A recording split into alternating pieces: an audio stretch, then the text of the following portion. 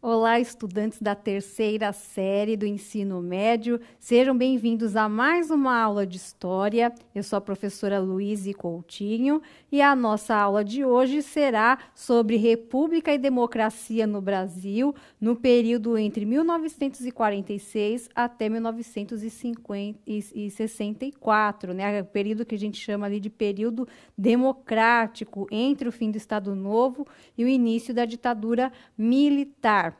Para participar conosco no chat, mediando as interações de vocês, temos aqui a presença do professor Carlos Neri. Boa noite, professor Carlos. Boa noite, professora Luíse. Boa noite, colegas, professores, estudantes que, a partir de agora, estão ligados na aula. Exatamente. Então, para a gente começar, vamos conhecer os objetivos e as habilidades que trabalharemos na aula de hoje.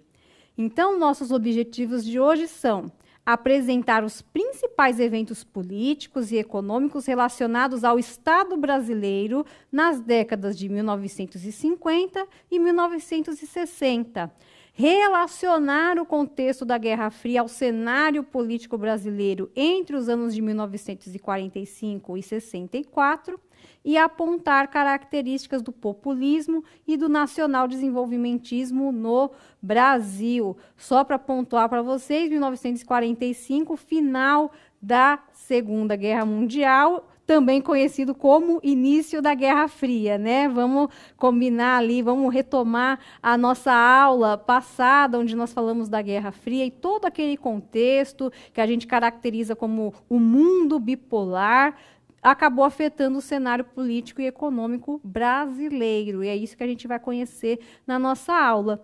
Em relação às habilidades, que vai aparecer aqui na tela para vocês, nós teremos uma novidade aqui, que vocês podem ver que tem uma habilidade de geografia. Então, essa aula vai trazer nesse período que nós analisaremos nessa aula, o Brasil, ele caminhou para um projeto de nação nacionalista ou ele caminhou para um projeto liberal?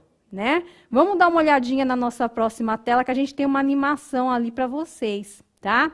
Então, o Brasil ele acabou se situando nessa questão do mundo bipolar, né? Flertando um pouquinho, de uma certa maneira, com o nacionalismo, tá? E vocês viram que aí na animação ele está do lado ali da América, mas ele dá uma voltinha ali pela União Soviética e volta. O que isso significa, gente? Nesse momento, como o Brasil transita por dois projetos de nação, e a gente está falando do contexto da Guerra Fria, embate entre capitalismo e socialismo, representado pela União Soviética, todo governo que tinha uma política econômica mais liberal era considerado alinhado, vamos voltar lá na nossa tela, aos Estados Unidos. Ao passo que governos que tinham um caráter mais nacionalista, com um Estado mais interventor nas questões econômicas, já era tido como um país simpático à União Soviética. Esse era a grande questão ali que permeava esse cenário político nesse momento no mundo inteiro, e no Brasil não seria diferente. Para vocês terem uma ideia, para ficar um pouquinho mais concreto, um pouquinho mais claro para você essa questão dessa transição, né, entre nacionalismo e liberalismo, vamos olhar aí a cartilha dos três principais partidos políticos da época para a gente entender um pouquinho. Então, aí na tela nós temos essa tabela. Os três principais partidos políticos desse momento no Brasil eram o PTB, Partido Trabalhista Brasileiro. Ele defendia o Estado interventor em áreas estratégicas, ou seja, algumas empresas estratégicas controladas pelo Estado, pelo governo, entrada controlada de capitais estrangeiros em forma de investimentos e não de empréstimos, e uma independência em relação aos Estados Unidos, independência, sobretudo, econômica, tá? Esta é a cartilha do PTB, as premissas básicas de defesa aí deste partido. Já o PSD, Partido Social Democrático, ele tinha aí uma associação entre o Estado e o capital estrangeiro, um Estado interventor, mas não muito. E também, como característica, o PSD tinha a defesa do desenvolvimentismo, atrair, né, políticas que atraiam empresas estrangeiras para o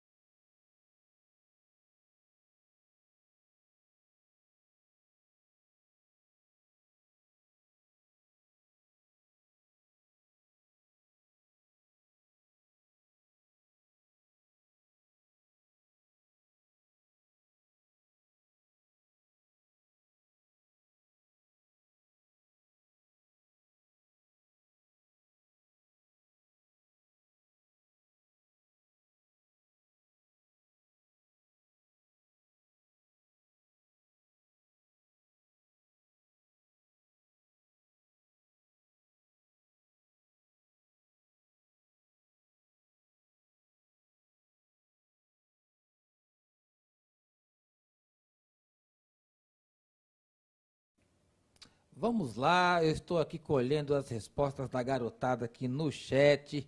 Professora Luíse, a Rafaela está dizendo que houve um grande número de pessoas votando. A Jennifer vai dizer que a participação aumentou. A Débora vai dizer que o número de pessoas aumentou na eleição. O professor Silvio está dando parabéns pela aula. E o Vinícius vai dizer que aumentou aí a questão da participação e do voto. A pergunta, eu acredito que seja, o que indicou esse aumento de participação no pleito eleitoral desse contexto histórico? Perfeitamente, professor Carlos. A questão do aumento já está explícita na tabela, mas o que esse aumento representa? O que esse aumento representa é o fortalecimento da democracia no período, né? A gente pode entender, claro, democracia como participação popular no processo político, né? Uma estudante aqui perguntou, era o fim do voto censitário?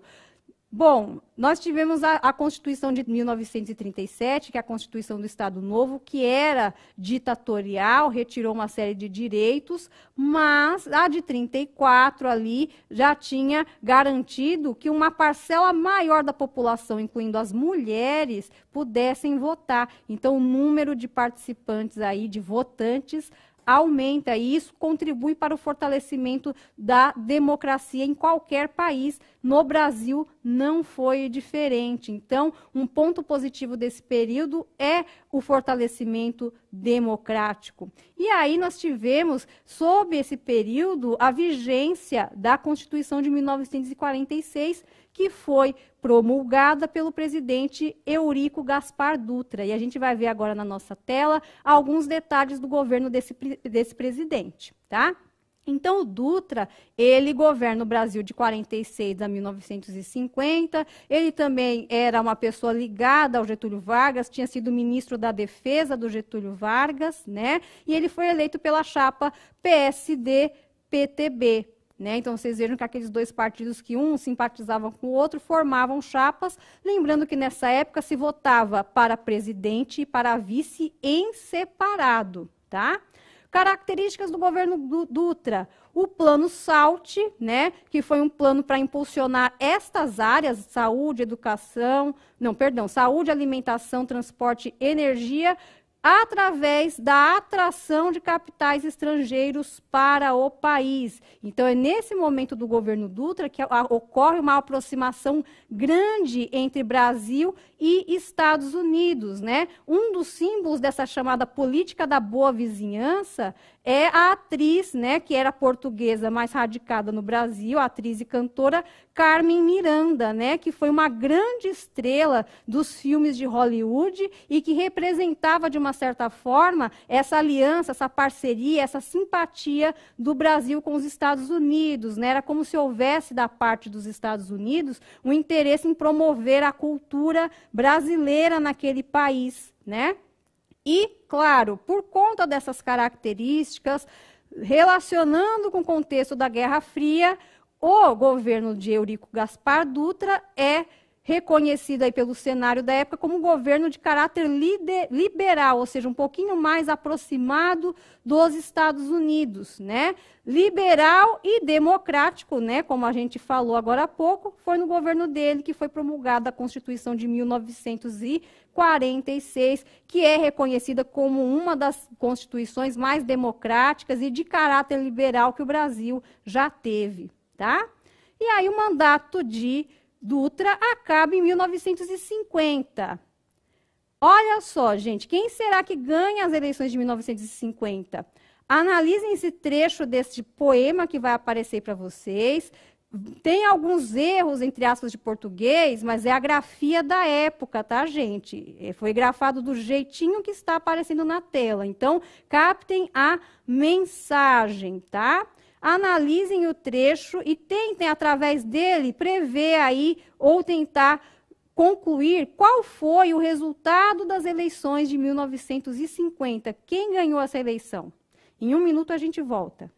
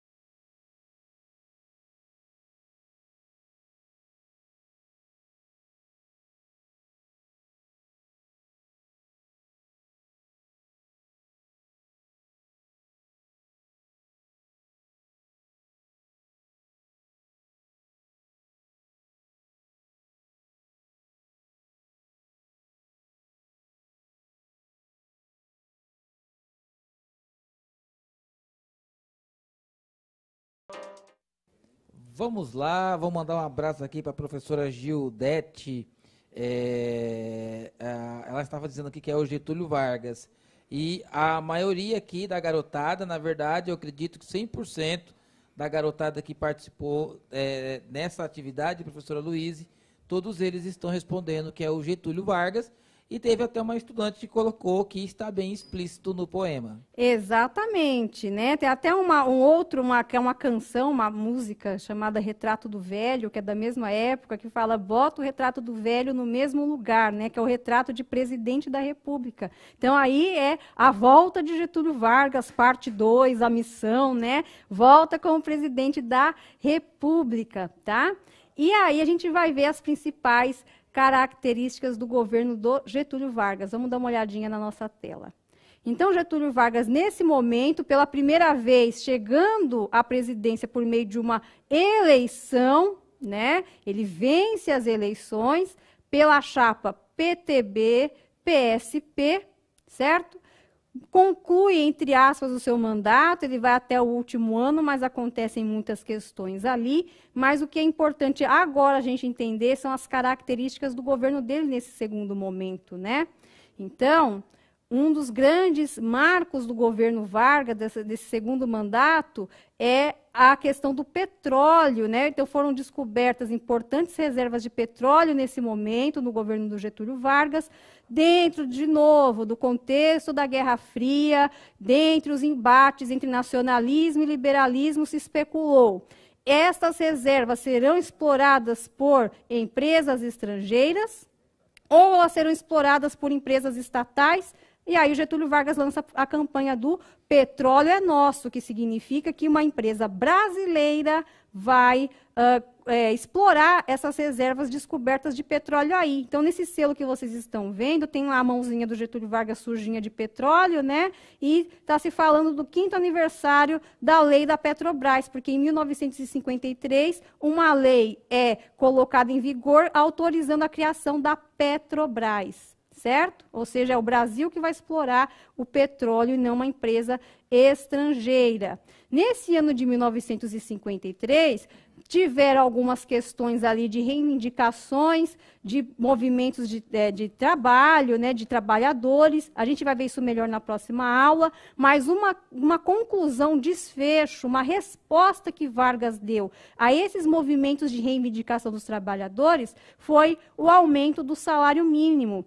E é importante que vocês frisem que João Goulart era o ministro do Trabalho de Getúlio Vargas nesse momento. Então, com esse aumento do salário mínimo em 100% de aumento, agrada-se aos trabalhadores, mas desagrada-se às elites empresariais, né? E aí as elites empresariais e outros setores da sociedade já colocam o carimbo lá no governo de Getúlio Vargas como sendo um governo nacionalista, ou seja, um governo que vai flertar com a União Soviética, flertar com o socialismo, tá? Dentro do contexto da Guerra Fria, essa era a leitura que era feita dessas medidas, tá? E aí, claro, com esse episódio vem uma crise muito grande do governo Vargas, né? E uma das pessoas que mais pichavam a imagem de Vargas, que mais criticavam as medidas, era o deputado antigetulista da UDN, Carlos Lacerda. Tá? O Carlos Lacerda, ele acabou se envolvendo num episódio que ficou conhecido como o atentado da Rua Toneleiro, em 5 de agosto de 54. Ele estava acompanhado de 2 oficiais do Exército, e segundo, né, o que se apurou na época, eles teriam sofrido um atentado a tiro na frente do prédio onde o Carlos Lacerda morava, nesse endereço aí, Rua Toneleiro, que fica em Copacabana, né? E das pessoas que acompanhavam o Carlos Lacerda foi morto e o Carlos Lacerda foi atingido no pé, né?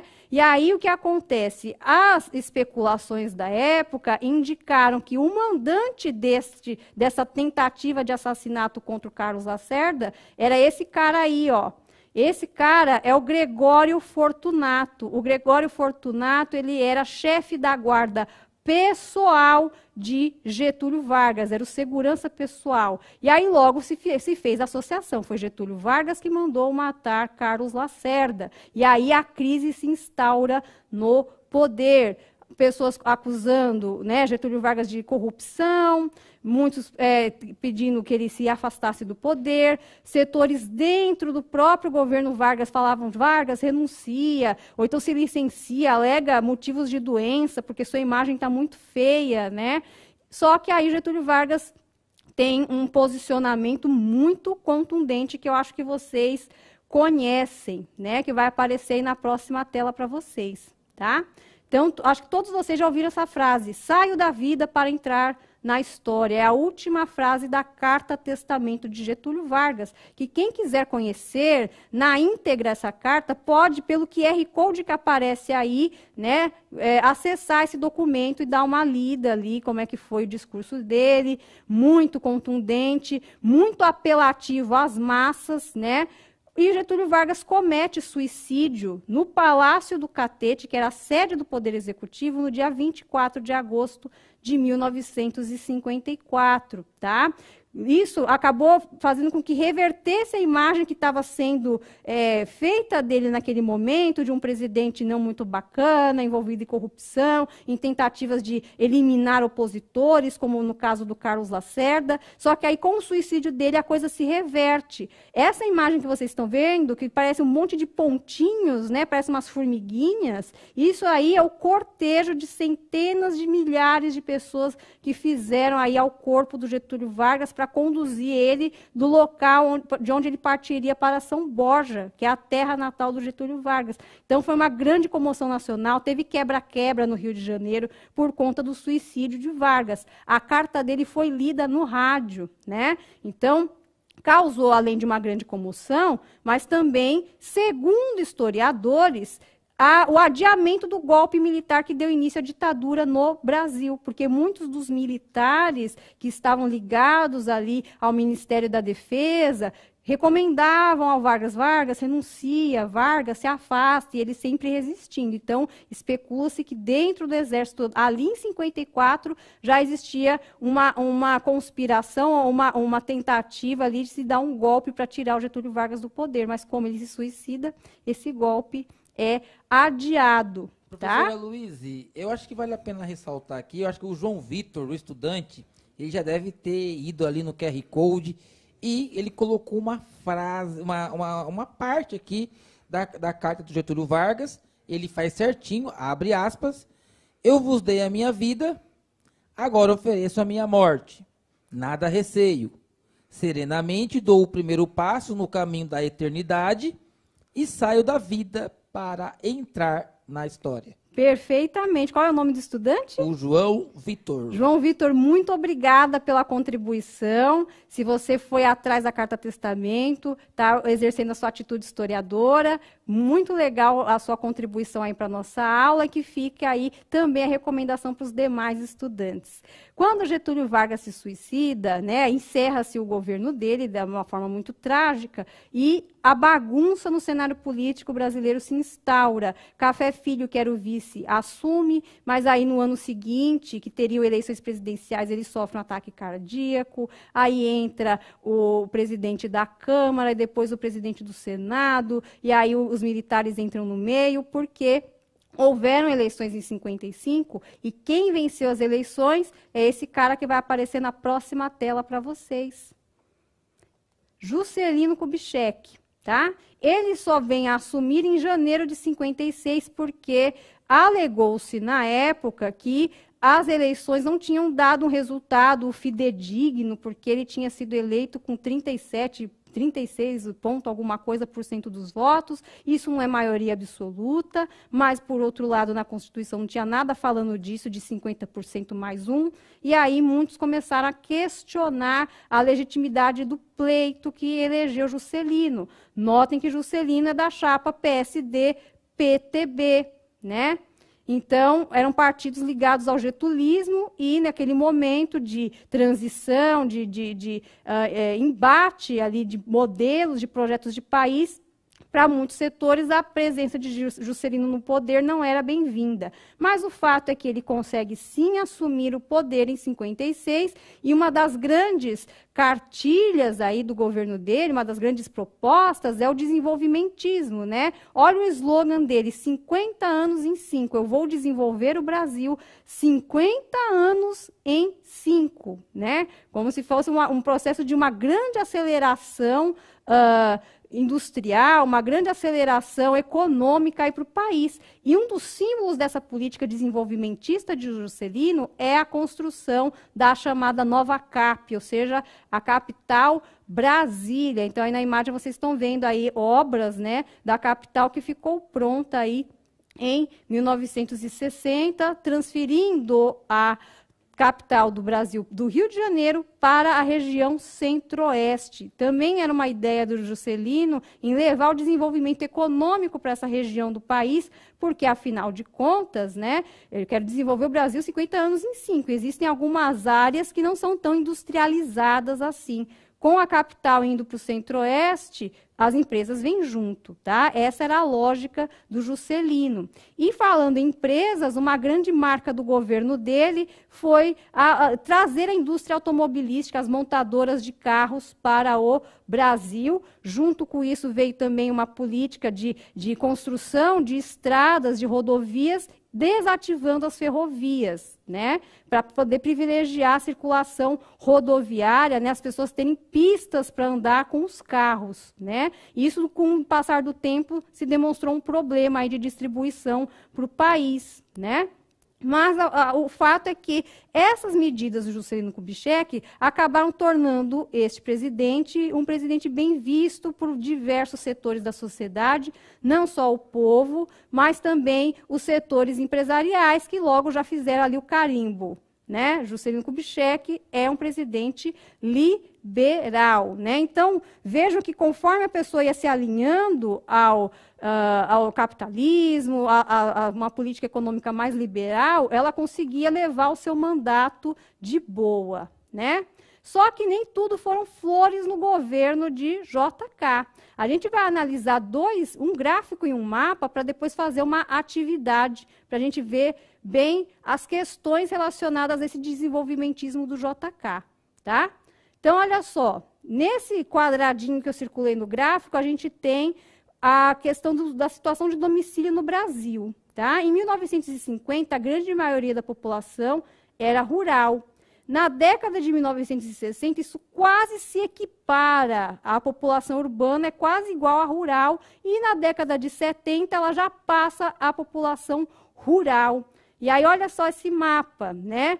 Olha, conforme a seta for mais escura, né, e tem uma espessura maior, significa que é o volume de pessoas que migraram de um lugar para outro. Olha a quantidade de pessoas que migraram do Nordeste para o Sudeste. Olha o tamanhão da seta, né? Então, significa que é um fluxo de migrações muito grande. E isso tem a ver com a questão do desenvolvimentismo do JK. Olha essa pergunta aí. O que os gráficos podem indicar a respeito do projeto desenvolvimentista de JK no que diz respeito às condições socioeconômicas nas diferentes regiões brasileiras? Será que ele olhou o Brasil como um todo? Em 1 minuto, a gente volta.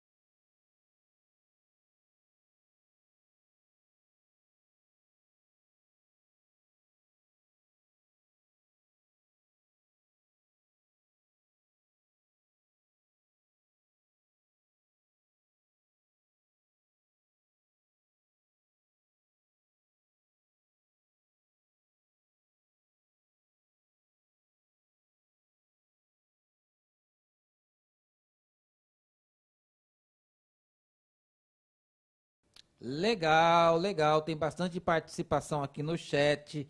Eu vou pegar uma resposta aqui da Rauana, que ela diz: o êxodo rural e o desenvolvimento das indústrias. Pois é, isso aconteceu durante o governo JK, e o que os gráficos que nós analisamos indicam é que esse desenvolvimentismo todo, promovido no governo de JK, ficou muito concentrado no Sudeste. E a região Nordeste, que era uma região mais rural, ou seja, aquele primeiro setor, né, da economia, que é a agricultura, este setor ficou um pouquinho negligenciado, fazendo com que muitas pessoas não tivessem mais condições de viver do campo, tendo que vir para as cidades, que era onde estavam os empregos, né? Eu até posso falar, a minha família é uma dessas que, na década de 1950, veio para São Paulo, vindo do Nordeste, para tentar melhores condições de vida aqui. Então, essa é a história de muitos brasileiros que está relacionada com essa política desenvolvimentista e a forma com que ela foi conduzida durante o governo JK. Agora, a gente vai ver o próximo presidente, que vai aparecer aí na tela para vocês, que é o Jânio Quadros. Ele só ficou 7 meses no poder. Finalmente, um presidente da UDN. Mas olha que esquisito. Chapa UDN-PTB. Os dois partidos inimigos formando uma espécie de chapa. Nesse momento, João Goulart, aquele ministro do Trabalho que deu 100% de aumento para os trabalhadores e irritou as elites empresariais, ele era o vice do Jânio Quadros. Então, vocês vejam aí, né? O Jânio Quadros, o governo dele foi sucedido aí da Revolução Cubana. A Revolução Cubana aconteceu em 1959, levando, né, promovendo a instauração do regime socialista em Cuba. E os dois principais líderes são Fidel Castro e Che Guevara. Então, esse evento da Revolução Cubana meio que assusta a opinião pública, assusta os setores liberais da sociedade do mundo como um todo, da América principalmente, e aí qualquer governo que simpatizasse de alguma forma com o que aconteceu em Cuba já seria taxado de comunista, de socialista, né? Dentro daquele contexto da Guerra Fria, isso era muito forte, né? E aí adivinha o que Jânio Quadros, apesar de ser da UDN, declaradamente liberal, fez? Condecorou Ernesto Che Guevara com a Ordem do Cruzeiro do Sul, fez uma homenagem ao líder da Revolução Cubana. Ninguém entendeu absolutamente nada, né? Então, é uma postura muito discrepante com a própria cartilha do partido. Nesse momento, todo mundo sensibilizado pela Revolução Cubana fizeram leituras, né, de aproximação de Brasil com Cuba, e aí o resultado foram as forças ocultas que foram lá, né, segundo o próprio Jânio Quadros na sua carta de renúncia, forças ocultas me obrigam a renunciar. Então, apenas 7 meses depois da posse dele, ele acaba renunciando. E, em caso de renúncia, quem assume é o vice, né? O vice era João Goulart, tá? Então, vai aparecer aí na tela para vocês. O João Goulart era do PTB e o pessoal lembrou dele, o cara que deu 100% de aumento para os trabalhadores. Já vamos colocar aí, ó, o cara é nacionalista, é getulista, não é muito interessante nesse momento, todo mundo assustado com a Revolução Cubana. Acho que nós não queremos, né, os setores mais liberais da sociedade, não queremos um presidente com este viés. Então, vamos dar um jeito de neutralizar, né, esse presidente. E aí veio a proposta do parlamentarismo. Em 1961, o parlamentarismo foi instaurado no Brasil, né? Ou seja, o presidente tem poderes limitados e a Câmara, o Congresso, tem alguns poderes aí, né? O que caracteriza o parlamentarismo, tá? E o primeiro-ministro indicado na época é o Tancredo Neves, que acho que muitos de vocês já ouviram falar do processo de redemocratização do Brasil.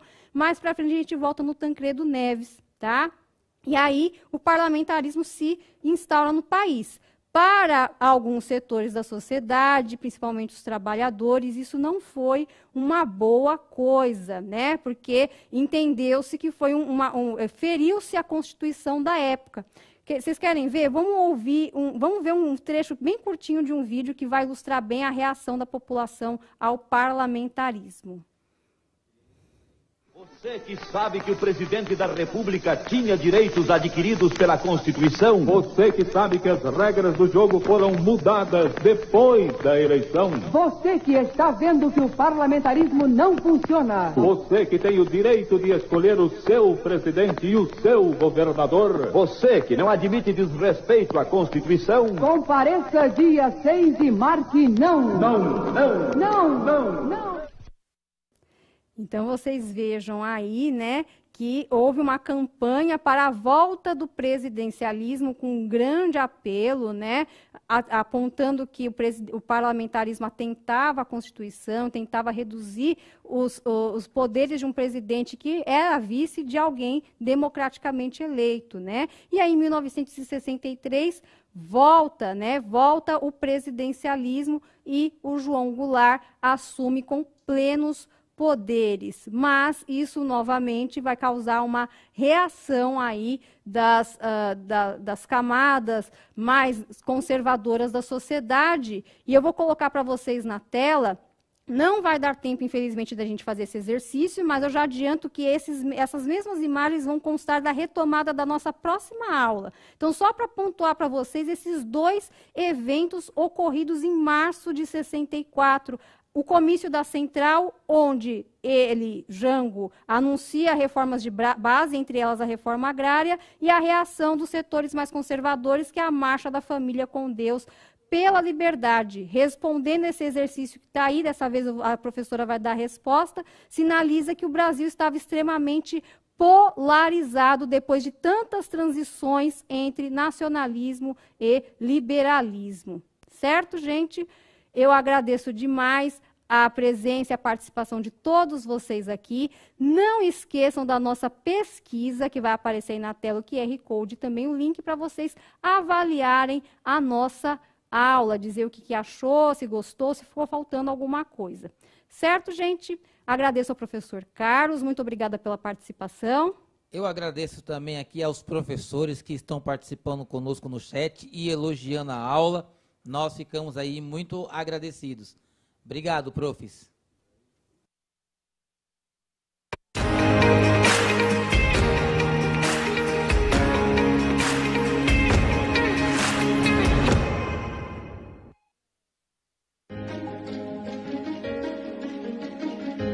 A escola pode estar distante, mas as aulas não. Por isso, o governo de São Paulo criou um aplicativo online de aulas com chats para todos os estudantes da rede pública de ensino durante a quarentena. O acesso à internet é gratuito e você ainda pode assistir às aulas ao vivo nos canais digitais da TV Cultura. Baixe o aplicativo e estude.